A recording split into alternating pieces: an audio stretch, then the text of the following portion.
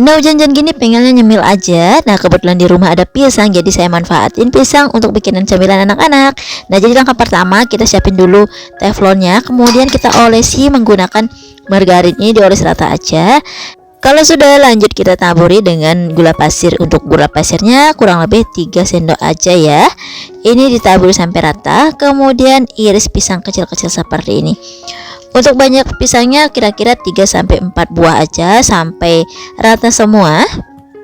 Oke, setelah rata sekarang kita bikin adonan tepungnya. Jadi langkah pertama kita masukin dulu telurnya, kemudian tambahkan sejumput garam, baking powder, dan juga vanili bubuk.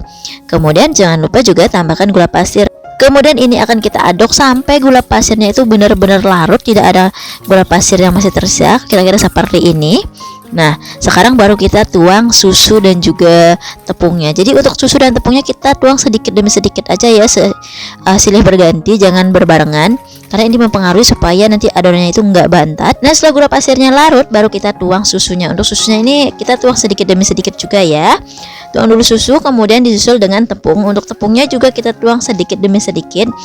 Tujuannya ini kita tuang sedikit demi sedikit supaya nanti adonannya itu nggak bantat. Setelah kita menuang tepung, ini diaduk sebentar aja, nggak usah keras-keras ya, nggak usah pakai tenaga, diaduk sekedar aja.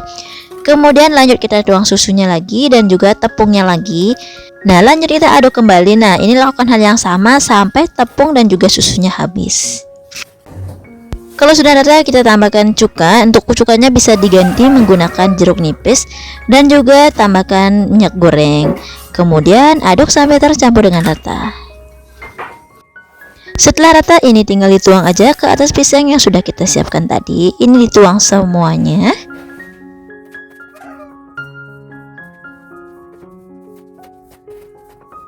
Nah, ini bisa diratakan sedikit. Kalau misalkan sudah rata langsung saja pindahkan ke atas kompor.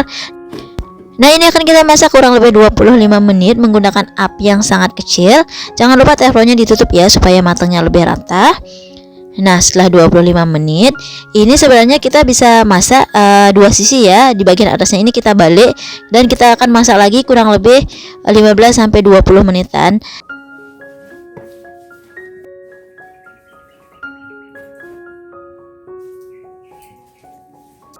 Nah, karena saya suka kue yang masih ada basa-basanya gitu, jadi satu sisinya ini nggak saya masak lagi. Tapi kalau misalkan teman-teman bisa masak dua sisi ya.